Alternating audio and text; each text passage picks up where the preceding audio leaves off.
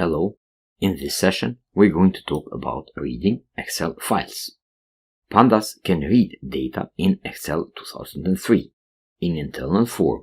XlFile uses xlrd and openpyxl packages.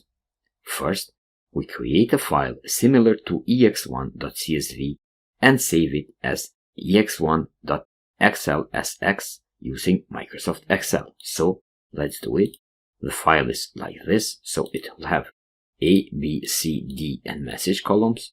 The values will be 1, 2, 3, 4, 5, 6 up until 12, and column E will have values hello, world and foo.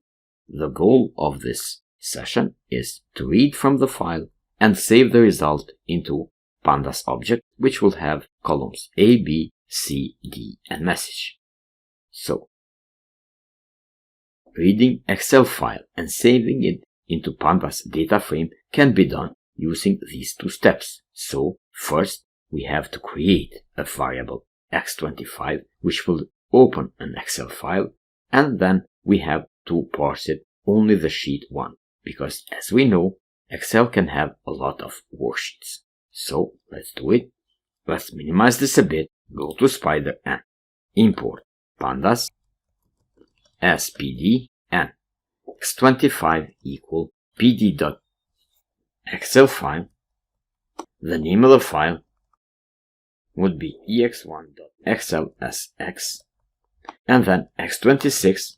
We have opened the file and the result will save into variable x25, and then we are only parsing one of the worksheets. So x25.parse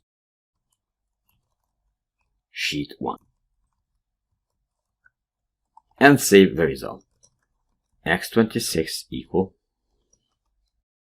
and here x26, and let's print some dashes. Execute this, and we can see that we have a pandas object x26.